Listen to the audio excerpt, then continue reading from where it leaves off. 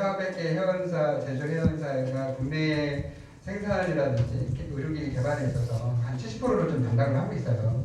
네, 큰 업체가 많이 이제 참여하고 있고, 또 아까처럼 혁신 그 위원회를 통해 가지고 스타트업 기업들도 협회에 이제 회원사로 가입해서 그분들이 이제 의료기 법령이라든지 또는 어떤 병원들에게 커넥트 할 수 있는 부분들이 없거든요. 그런 부분이 많이 약하더라고요.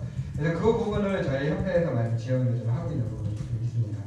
그래서 어떤 조합하고 협회가 차별화가 있다라고 하시면 좀 말씀드리기가 좀 쉽지는 않은 부분이 좀 있어요. 왜냐하면 조합이 어떤 병원들하고 내부를 했는지 저희는 잘 파악하는 부분이 좀 어렵고요. 대신에 이런 부분 좀 말씀드릴게요. 우리가 이제 찾아서 하는 MOU도 많지만 또 병원에서 우리 회원사, 우리 협회에 대해서 찾아서 저희 협회에 요청하시는 부분들도 되게 많아요. 그래서 그런 부분을 좀 감사하게 생각하고 있습니다. 그러니까 예전에 비해서 의료기 산업에 대한 전체적인 관심과 지원 부분, 이런 부분들이 높아졌다는 걸 좀 말씀을 드리고, 또 국가에서 이런 부분을 투자하거나 또는 그런 요구 사항들이 병원과 기업들한테 있는 걸 좀 말씀을 드리겠습니다. 그럼 다음 질문 하겠습니다. 지난 정촉에서 회원사 소통을 더 확대하겠다고 밝혔습니다. 소통을 위해 구체적인 방안은 네, 어떤 식으로 회원사 소통을 하시겠습니까?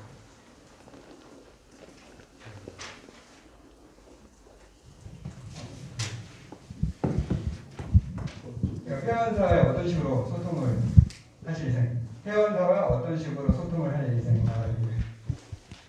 저희가 이제 회원사들하고 협회가 소통을 하기 위해서는 회원사와 우리가 쌍방향에 서로 소통할 수 있는 체계를 마련을 해야 될 것이고, 회원사들을 위해서 저희가 실질적으로 회원사가 필요로 하는 서비스를 강화하기 위해서 협회 직원들의 역량을 강화할 겁니다. 그래서 회원사들하고의 어떤 소통을 하기 위해서 또 저희가 갖고 있는 신문의 지령을 5,000부에서 7,000부로 늘릴 계획으로 갖고 있고요. 또 협회에다가 회원사들이 요청하는 서비스 요청에 대한 부분을 실질적으로 저희가 먼저 찾아가고 먼저 저희가 제시를 할 수 있는 그런 어떤 역량을 갖추는 우리 조직으로 저희들이 역량을 갖추도록 하겠습니다. 저희가 이제 회원사가 매년 이제 늘어나고 있고요. 또 회원사가 지금 956개 회원사가 있습니다. 이제 900개 회원사가 한 400개 업체가 수입사고, 그다음에 한 400개가 제조사고, 나머지 한 150개가 이제 컨설팅이라든지 대학 병원이라든지 이런 준회원사가 있습니다. 대신에 이제 의료기기 산업에서 차지하고 있는 포션은 저희 회원사가 업체들이 좀 큰 업체들이 많이 있습니다.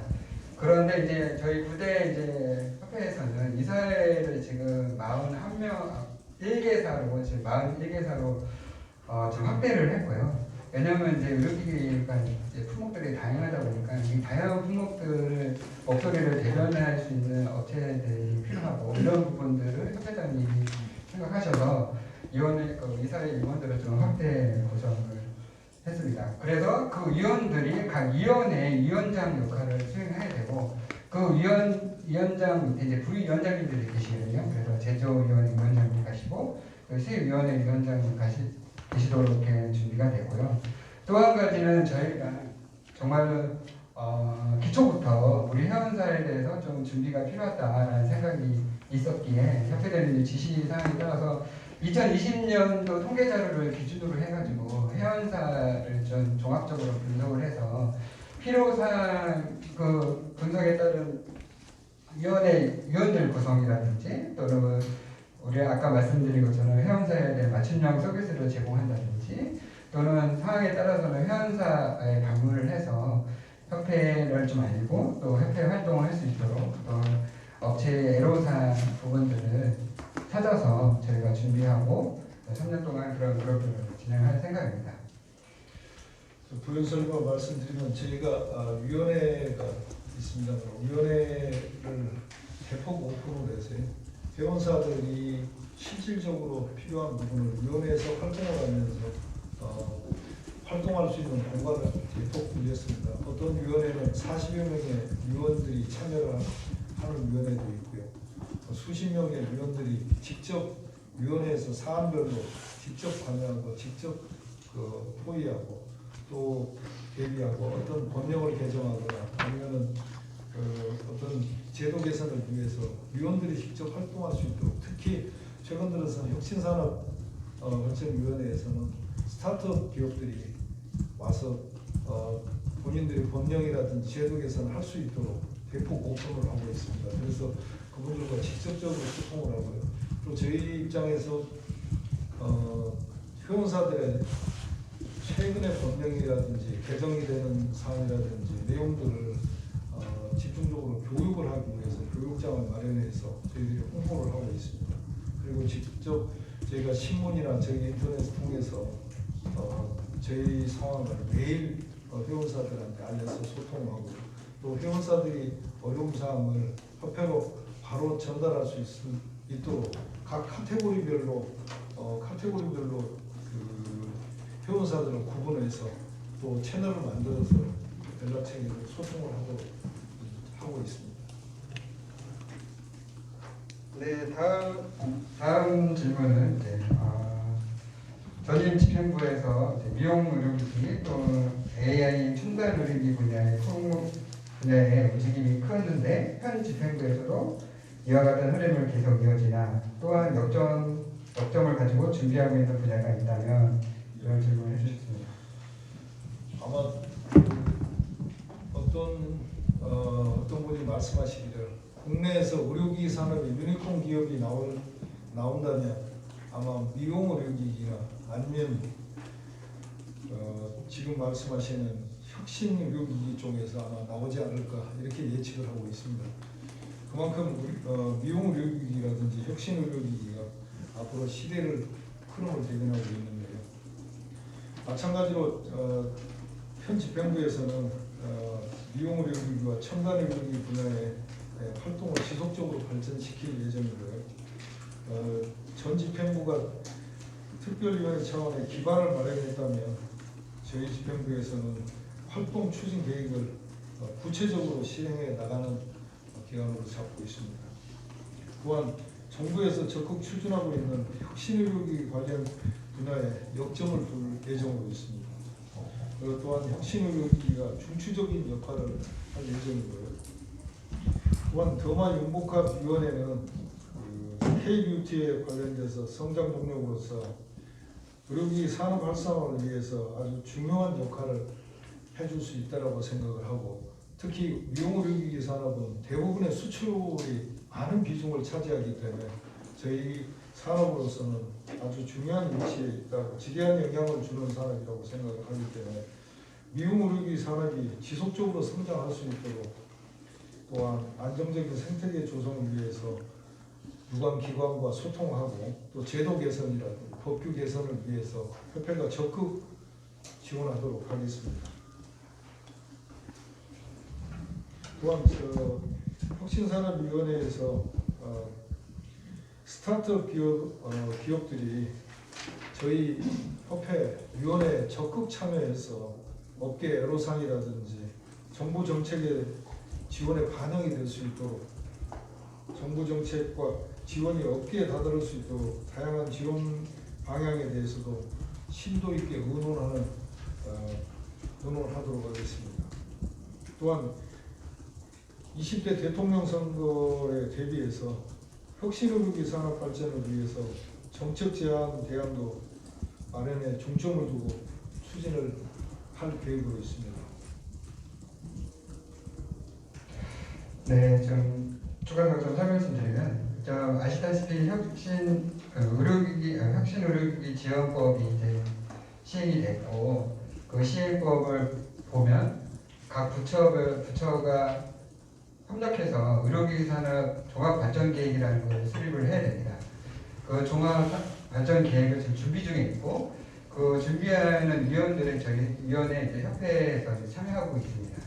협회 임원분들이 참여하고 있고, 그래서 아마 올해 말이라든지 내년 초에 아마 이런 사업계획이 정부에서 발표가 있을 것 같습니다. 왜냐면 이제 복지부에 이제 장관위에서 이제 발표가 있을 것 같은데 이런 혁신 의료기위원회에서 이런 부분들을 잘 서포트하면 그런 산업발전 계획에 산업계가 원하는 그런 발전 계획을 담을 수 있거든요. 그래서 위원회 활동이 좀 활성화될 부분이 있고 위원들이 많이 협회 위원회 참석해서 활동하시면 더 저희가 더 수월하게 그런 부분들을 정부 쪽에 전달할 수 있을 것 같습니다.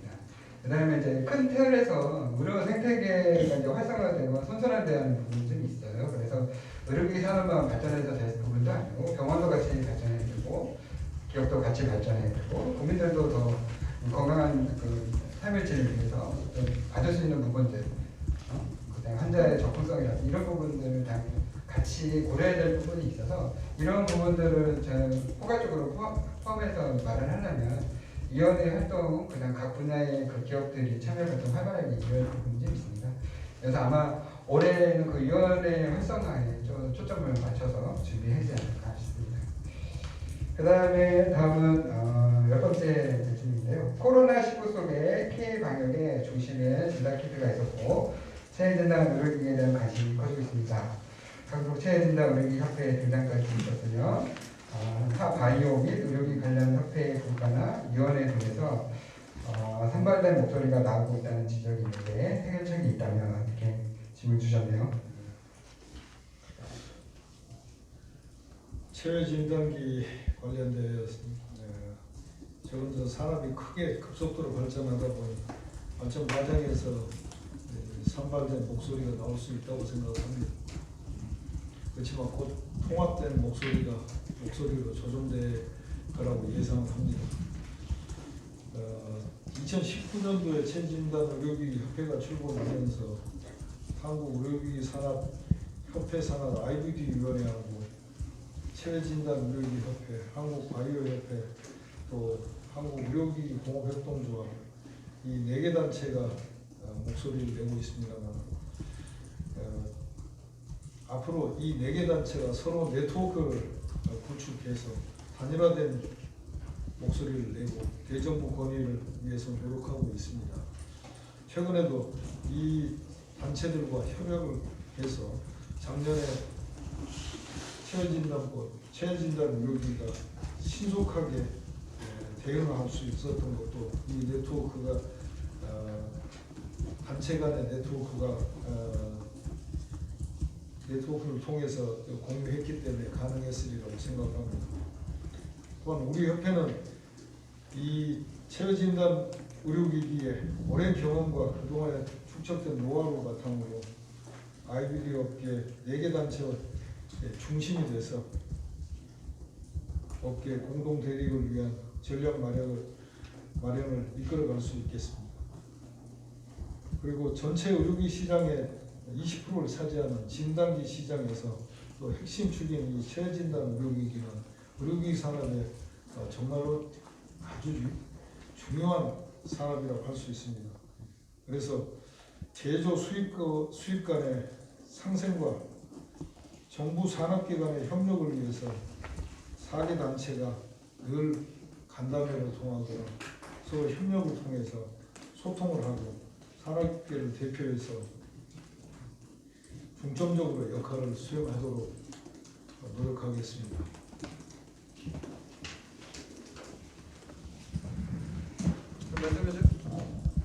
부가 설명을 좀 드리면요. 사기단체가 있다는 것은 그만큼 IVD 산업이 지금 핫하다고 말씀드릴 수 있겠습니다.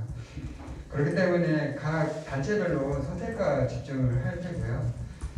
각 단체는 자기만의 목소리를 낼 거지만 전체 산업 발전을 위해서는 집중해서 한 목소리를 내야 되는 부분이 있고 그런 부분에 있어서 협회가 구심점이 돼서 대강 업무를 좀 진행을 하려고 하고 있습니다.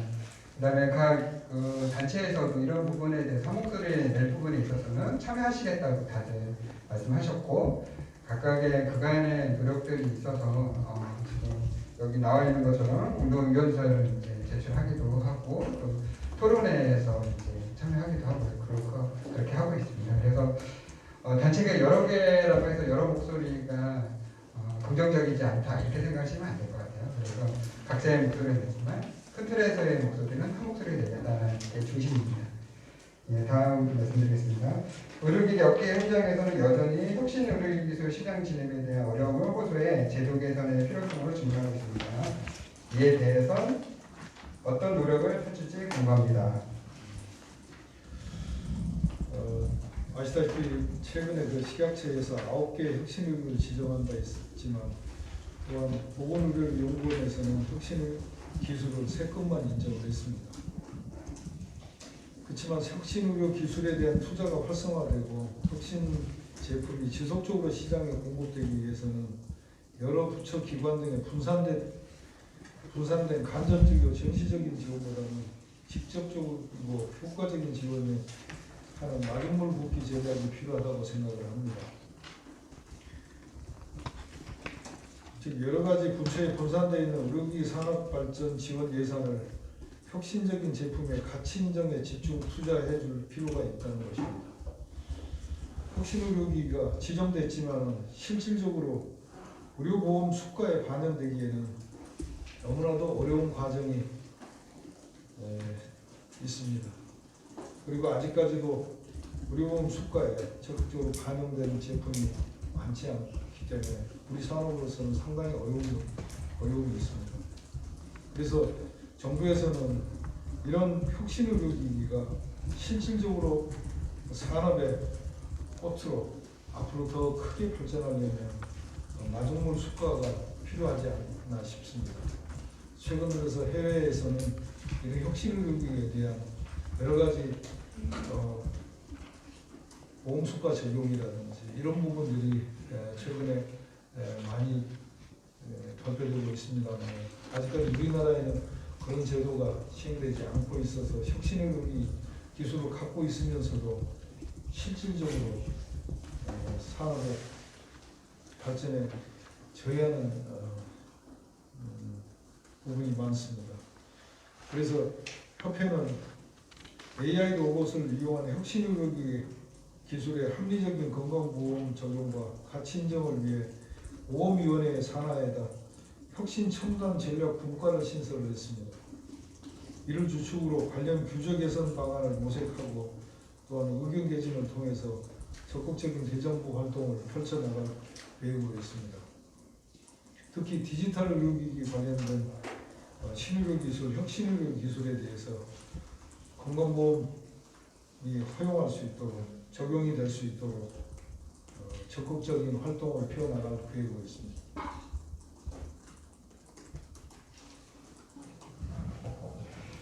혁신의료기기가 개발이 되기가 제일 어려운 부분이 이게 정말 경제성이 있는가 이게 부분이 많거든요. 그래서 건강보험은 항상 이 경제성에 대한 부분들을 많이 크게 보시더라고요. 그래서 뭐 치료적 효과가 있고 많은 사람들이 효과를 볼 수 있는 부분 이런 부분들을 많이 강조하기 때문에 이 신의료기술 평가라든지 이런 혁신의료기기에 대해서 좀 어려운 점이 있습니다. 그래서 정부 쪽에 혁신의료기라는 것이 개발이 됐고 그렇기 때문에 혁신의료기인 것 같아요.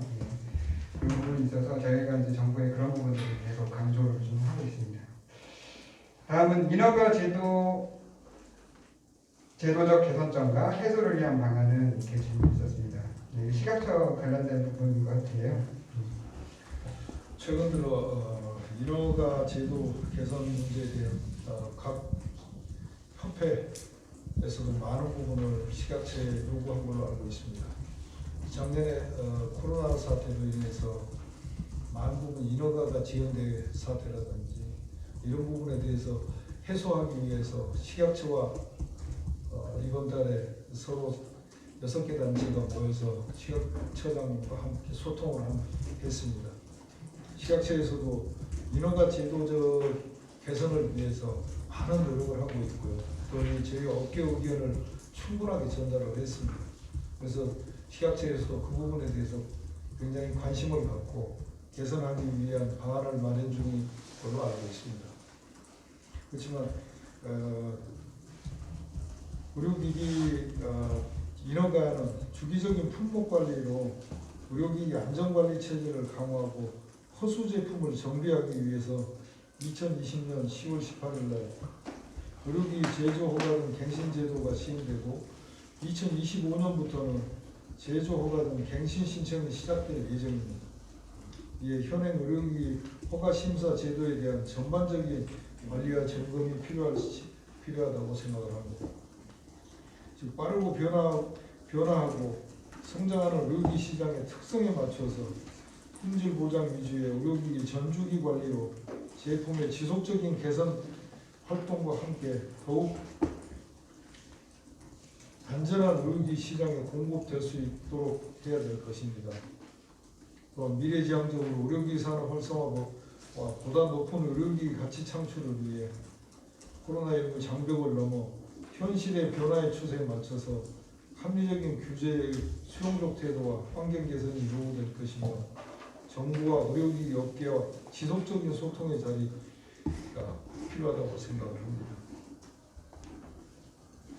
전 세계적으로 지금 뭐 아시다시피 유럽에서 이제 MDR, IVDR 이런 규정들이 되게 강화되는 부분이고 그런 부분들은 이제 한 가지거든요. 의료기기 안전에 대한 부분이기 때문에 국내 식약처도 그 안전에 대한 규제는 더 강화될 겁니다. 대신에 이제 얼마나 효과적으로 그 규제를 어떤 안전에 관련된 사항들을 살펴볼 수 있는지 이런 부분들은 이제 업계하고 이제 협의가 좀 필요한 부분이 있는 부분이고요. 이 갱신제 관련된 제도도 그간에 이제 허가증을 한번 받으면 저희가 이제 갱신 제도는 이제 있었는데 그 세부적인 시행 계획안이 없었었어요. 그런데 이제 의료기기 분야에서 이제 안전에 관련된 문제들이 계속 불거지고 있다 보니까 세부적인 시행을 좀 제정을 해서 적용하려고 하는 부분이고 작년부터 해서 지금 올해까지 하면 한 2년 동안 그런 업계하고 이제 논의를 거쳐서 지금 준비하고 있고 이제 적용하려고 하는 부분입니다. 그러니까 갱신제가 예전부터 없었던 건 아니에요. 있었는데 세부적인 내용이 없어서 그 세부적인 내용들을 논의해서 적용하려고 하는 부분이 있고요. 아까 전에 이제 그 혁신의료기 관련해서 가치에 대해서 좀 부분 협회에서 어떤 노력을 좀 하겠다라고 이제 말씀드렸는데 그러면 이제 보험위원회 산하에 이제 혁신 첨단 전략 공간을 마련을 했는데 이 부분에 대해서는 협회 이제 보험 전문가이신 이동준 위원님이 좀 잠시 좀 추가적인 설명을 좀 해주셨으면 좋을 것 같습니다. 제가 아까 답변드리는데 좀 부족한 점이 있어가지고요. 네. 궁금한 사항이 있으시면 질문하시면 만약 사람은 회장님이 잘 설명해서 예, 그럼 좀 이따가 이제 추가적인 질문이 있으면 그때 받도록 하겠습니다. 그럼 마지막 질문이 되겠는데요. UDI 본격 시행을 계기로 추적관리, 안전규제 등 새로운 어려움이 체감된다. 이에 대한 생각과 혁신을 위해 필요한 것이 있다면 이런 질문이 있었습니다. 올 7월부터 이제 2등급 의료기기가 UDI 부착 및 3등급 의료기기 공급 내역 보고서가 예정되어 있습니다. 그렇지만 코로나19 팬데믹으로 인해서 우리 업계가 아직 준비가 덜 되는 부분, 경영 상태가 완전히 회복되지 않는 상태이기 때문에 상당히 어려운 애로사항들을 많이 토로하고 있습니다. 따라서 성공적인 제도가 안착하기 위해서는 또 운영 부담을 완화하기 위해서 국가적인 행정적인 지원이 필요하다고 생각을 합니다. 또한 국제 기준과 부합하도록 다양한 의료기기 특성에 맞는 표준코드 부착 공급 내역 보고 점검이 필요하고 또 식약처는 올 하반기에 표시기재 실태 조사를 계획하고 있습니다. 이에 협회는 의료기기 업계의 실태와 애로사항들을 사전에 확인해서 행정처분이라든지 이런 조치에 최소화할 수 있도록 노력할 것이며 업계가 충분히 제도를 이해하고 준비할 수 있도록 업계의 교육과 또 도와서 지금의 어려운 환경을 이겨내고 올바른 제도를 이행할 수 있도록 노력하겠습니다. 그리고 제가 좀 진행이 좀 미숙했는데요. 5페이지 좀 보겠습니다. 5페이지. 네, 5페이지 이제 6번하고 이제 7번이 이제 간납사 유리에 관련된 질문인데 제가 한 장은 그냥 빼먹고 지나가고 버렸네요. 그래서 또 마지막 질문은 아니었고 두 가지 질문 같이 좀 하겠습니다. 이 감락사 문제 해결을 위해서 지금 회장님이 이제 유통구조 개선 TF위원장으로 많은 역할을 해야 하는데 앞으로 추진 방향에 대해서 질문이 있었습니다. 그러니까 뭐 유통구조 개선위원회가 개설된 건 앞서 말씀드렸으니까 그 안에 구체적인 내용들을 좀 설명해 주시면 좋을 것 같습니다. 유통부 작년에 저희가 유통구조 개선 TF 팀을 운영하다가 올해는 이제 유통구조 개선위원회로 발족을 했습니다. 앞으로 추진 방향에 대해서는 우선은 의료기기 유통구조에 관련된 법령을 제정할 것이고 유통업체 자격 강화를 위해서 노력하겠습니다. 그러기 위해서는 제약 분야와 마찬가지로 특수관계자 간의 판매 행위, 간합재고 요청 금지, 표준 결제기간 설정 등 제도적인 보완이 필요하기 때문에 그러기 위해서는 지금 현재 국회에 계류 중인 서종숙 의원 등이 발의한 의료기기법 일부 개정 법률안이 조속한 처리에 통과가 필요하다고 생각합니다. 또한 의료기기 판매업은 규모와 형태가 다양해서 모니터링을 통해 의약품 GSP와 같은 판매업체의 적격성 심사 및 교육기관의 지정이 필요하며 주기적으로 도매업체 자격을 확인하여 사후관리 강화를 하기 위해 노력하고자 합니다. 일부 도매업체의 독점 금지, 요양기관의 비용 전가 금지, 불법 리베이트 단속 강화, 대금 결제 기간 단속 구매 등 불공정 행위 및 불합리한 시장 구조를 개선하고자 합니다. 마지막으로 의료기기는 식약처, 유통은 복지, 공정거래는 공정위 등 여러 정부 부처에 흩어진 역할을 하나로 모은 유통구조 전담부서의 신설을 위해 정부기관에 건의하고자 합니다.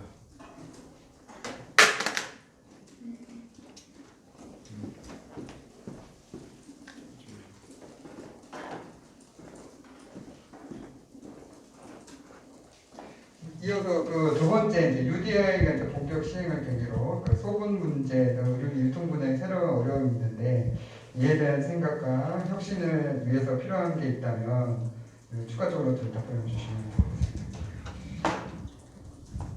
협회가 유통구조 개선위원회에서 먼저 유통구조 개선을 위해서 정책개발 보고서를 추진하고 있습니다. 의료기기 산업은 특히 타 산업에 비해서 유통구조가 매우 복잡하고 매우 비효율적입니다. 첫째, 유통구조 자체가 투명하지 못하고 유통구조 자체가 굉장히 비합리적입니다. 판매상부터 시작해서 대형 간납사까지 너무나 다양하고 유통 형태가 공급사도 직접 유통을 하는 이런 여러 가지 구조적인 모순을 갖고 있습니다. 그래서 협회는 유통구조 개선을 위해서 정책 개발에 대한 보고서를 추진해서 본격적으로 구조 개선부터 유통구조, 의료기기 산업 유통구조 자체를 다시 점검을 하고 추진해 나가도록 하겠습니다. 특히 왜곡된 의료기기 유통구조 개선을 위해서 이해 당사자인 병원협회와 병원과의 소통과 협의를 하도록 하겠습니다. 또한 최근에 국회에서 추진 중인 쌍벌제 강화라든지 특수관계자 간의 판매 행위 금지 조항 신설, 또 불법 리베이트 적발 시 수가 조정 등 이런 법규도 강화를 해서 법규로서 제재를 할 수 있도록 추진하도록 하겠습니다.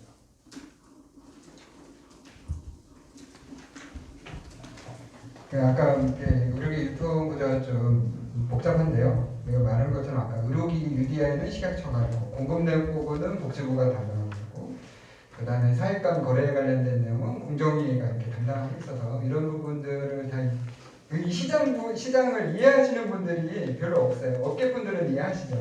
그 다음에 품목을 뭐 간납사를 이용하시는 분들 이런 분들은 이해를 하시는데 협회의 제일 어려운 점이 이런 부분들을 국회라든지 복지부라든지 그런 공정위 쪽에 담당 실무 과장님, 국장님, 실장님 이런 분들한테 설명하기 어려운 부분이 있어요. 왜냐하면 그런 부분을 이해하시면 떠나시더라고요. 그래서 이런 거를 좀 정책개발 이제 보고서를 담아서 한눈에 이제 살펴볼 수 있도록 좀 하고 이제 그런 제공을 하다 보면 저희가 그냥 반복적으로 그런 교육이 이제 안 하고 바로 정책 제안을 할 수 있고 개선 요구를 할 수 있는 부분이 있어서 그런 걸로 좀 보고서를 좀 마련하려고 합니다. 준비된 지금 질문 사항은 모두 끝났고요. 그러면 이제 여기 계신 기자님들 추가적인 질문을 좀 받도록 하겠습니다. 손을 들어주시면 저희 기자 김지성 기자가 마이크를 전달하겠습니다.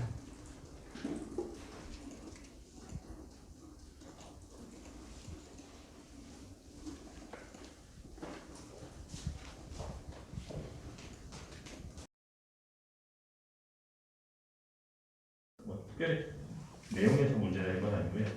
말씀하신 대로 이제 작년 코로나 때문에 워낙 성적표가 좋았던 실적표가 좋았던 걸로 나오고 저도 오늘 오전에 취합할 때 썼는데 상장사를 성장률을 다 6세기의 동료기 업체들이라고 나와 있더라고요. 근데 말씀하셨듯이 또 뒤에는 또 경영 상태가 또 아직 복구 안 됐다는 표현도 있듯이 그게 일부 업체들은 코로나19 관련된 기업들은 실적이 좋긴 했는데 제가 실제로 다녀보니까 상대적으로 병원들이 기존 계약 파기하거나 딜레이하고 그러면서 의료 업체들이 상당히 어려웠던 업체들도 상당히 많았던 것 같습니다. 근데 좋았다는 표현만 나가면 그 기업들에 대한 고민이 좀 필요할 것 같아서 너무 소외될 수도 있을 것 같고 그분들 지금 지원책에서 정부 지원책에서 분명히 배제가 되어 있을 텐데 의료 업체들이 그런 식으로 좀 어려운 겪은 기업들이 그런 부분에 대해서 좀 목소리가 필요하실 것 같아가지고요. 좀 어떻게 생각하고 계신지.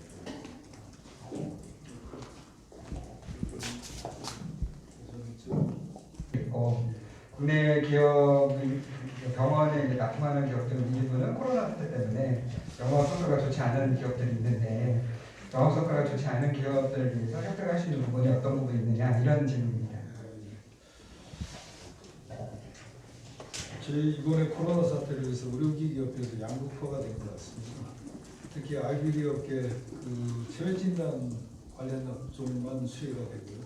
또 방역 관련 산업이 수혜를 얻었지만 전체적으로는 산업에 대해서는 굉장히 위축되고 있고 약 저희들이 짐작하기에는 약간 15%에서 20% 정도 산업의 비즈니스가 위축이 되고 있다고 생각을 하고 있습니다. 또 이런 부분에 대해서 저희 산업의 협회에서는 최근 들어서 IBD뿐만 아니고 해외 쪽에 또 국내 국산화 특히 할 수 있도록 병원과의 어떤 협력이라든지 또 해외 쪽에 어떤 비즈니스 연결을 하기 위해서 많은 노력을 하고 있습니다. 그렇지만 현 사태에 대해서 어려운 문제에 대해서 협회가 지원해 줄 수 있는 부분은 또 그분들이 위축된 비즈니스가 또 특히 경제적인 문제 또 자금 문제 이런 문제에 대해서 굉장히 어려움을 호소하고 있어서 협회 특히 큰 기업들 또 공급자 입장에 있는 기업들을 통해서 중소기업체들이 좀 상생할 수 있는 그런 어떤 부분을 협회가 설득을 하고 이해를 시켜서 함께 상생할 수 있도록 진행하도록 하겠습니다. 원래 청소년 말씀 주셨는데 이거 구체적으로 말씀해 주실 수 있나요? 방안은 어떻게 있으신지. 네. 저희 산업에 지금 저희가 1999년도에 설립이 됐습니다. 지금 22년째 저희가 진행을 하고 있는데요. 또 산업이 발전하는 속도라든지 저희가 협회관이 없다 보니 자꾸 이동을 하게 불안정합니다. 협회 자체가. 그래서 회관 건립을 위해서 우선 협회 내 또 아니면 산업에 있는 언론분들 또 우리 회원들 통해서 많은 컨센서스를 이뤘습니다. 그래서 협회 회관이 어떤 형태든 협회 회관이라고 해서 꼭 부지를 확보하고 큰 대형 빌딩을 하는 걸 떠나서 협회가 안정적으로 구심점을 갖고서 산업의 어떤 구심점이 되기 위해서는 회원 건립이 절실하게 필요하다는 부분에 대해서 많은 회원사들, 특히 원로 회원분들 많은 인식을 같이 하고 있습니다. 이 부분에 대해서 저희는 어떤 형태든 우리 산업의 어떤 회원사들을 위해서 안정적으로 서비스를 공급하기 위해서 협회 회관을 순차적으로 단계적으로 진행할 예정입니다. 그 중에 한 축은 협회 자체 내 사업을 많이 확대할 예정으로 있습니다. 예를 든다면 의료기기 산업은 시장 통계가 없습니다. 그래서 산업에 계시는 회원사들이 많은 어려움을 시장 진출하는 데 어려움을 겪고 있습니다. 특히 국내 산업, 국내 제조업체들이 시장의 불투명성 때문에 시장 진출을 시행착오를 많이 하고 있습니다. 이런 부분에 대해서 협회가 시장 통계를 보다 회원사들한테 서비스 차원으로 어떤 사업을 하기 위해서 구축을 준비 중에 있습니다. 타 연관 산업이 제약 산업만 해도 비열한 시장 통계가 달별로 분기별로 정리되고 있습니다. 하지만 저희 의료기기 산업은 그런 통계 하나도 제대로 갖춰져 있지 않습니다. 이 부분에 대해서 협회가 이런 사업을 통해서 회원들한테 서비스를 하면 또 그 정보의 가치를 이용하여 저희 회관 건립에 유축으로 기여할 수 있는 그런 사업을 몇 개를 추진할 예정으로 있습니다. 그리고 나머지는 우리 회원들의 지원을 통해서 진행하도록 할 예정으로 있습니다. 네, 지금 답변을 해주겠습니다. 이가 이제 위헌 판결을 받으면서 민간에서 자율적으로 하는 자율 광고 심의에 대해서는 그건 업계 스스로 하기 때문에 이제 위헌이 아니라고 하고 있고 다른 분야도 하고 있습니다. 그래서 자율 광고 심의를 할 때 물론 저희도 이제 신청을 할 것이고 당연히 지금까지 그래서 이런 그 법에도 2개 이상이 하도록 되어 있습니다. 그래서 저희 같은 경우는 그동안 2007년부터 지금 10여 년이 넘게 해온 오랜 노하우와 또한 우리 광고심 민원인들에 대한 니즈를 잘 파악하고 있기 때문에 충분히 이제 자율 광고 심의 제도의 그 취지에 맞게 저희 협회 나름대로 잘 경영할 수 있어서 충분히 경쟁력이 있다고 생각이 되고요. 또 하나 자율 광고 심의 제도가 도입이 된다고 하면 다른 심의 기구와 적절하게 원만하게 협의를 통해서 소비자들의 민원이 생기지 않도록 또한 그러면서 소비자들의 거짓, 과대 광고의 피해를 보지 않도록 최선을 다해서 진행하겠습니다. 이상입니다. 광고 사전 심의 제도가 없어진 것은 아니에요. 그래서 일부 이제 기업에서는 광고 심의 제도가 없어졌다 이렇게 판단하고 이렇게 생각하시는 것 같아요. 그래서 기자님들이 그 부분을 좀 기사에 좀 잘 적어주셨으면 합니다. 광고 심의 제도는 살아있고 그거를 협회, 조합 이렇게 유관기관에서 요건에 충족이 되면 시각처에서 승인을 내고 그 기관에서 광고 심의를 한다 이런 부분이 있거든요. 그래서 그 부분을 좀 말씀을 드리고 싶습니다. 다음 질문 받겠습니다. 결국에는 모니터링을 해서 그 광고 심의를 자유로 하지만 그거를 모니터링해서 시각적으로 보고를 해야 되는 업무까지 수행을 해야 되는 걸로 알고 있습니다. 그래서 이 자율 광고가 실질적으로 회원사들이라든지 의료기기 업체에서 자율 광고라고 해서 어떤 과거처럼 광고를 어떤 기준 없이 할 수 있다라고 잘못 판단할 수 있어서 저희들도 많은 부분에 대해서 교육을 할 예정으로 있습니다. 관광공 기문의 이전 규제 정책은 무엇인지 궁금하고요. 가장 크게 또 개선되어야 될 점이 있다면 무엇인지 묻고 싶습니다. 다리를 조금 불편해서 아까 말씀드렸는데 혁신이 참 풀기가 쉽지 않은 문제입니다. 왜 그러냐면 한 개 부서, 한 개 부처에서 이걸 해결할 수 있으면 그나마 좀 수월할 텐데 기자님이 아시다시피 혁신을 풀려면 여러 개 부처가 같이 합심을 해야 풀 수 있는 겁니다. 그리고 첫째는 그렇고요. 둘째로는 이게 이제 보험가를 등재를 시켜서 적정 가격을 매겨주는 것이다 이렇게 생각하는데 그렇게 하려면 현 시스템이 다른 차원이 다르게 변경돼야 되는 부분이 있어요. 이제 우리가 말하는 혁신에 우리나라가 지금 가려고 하는 부분은 대표적인 여러 하드웨어보다는 소프트웨어 부분입니다.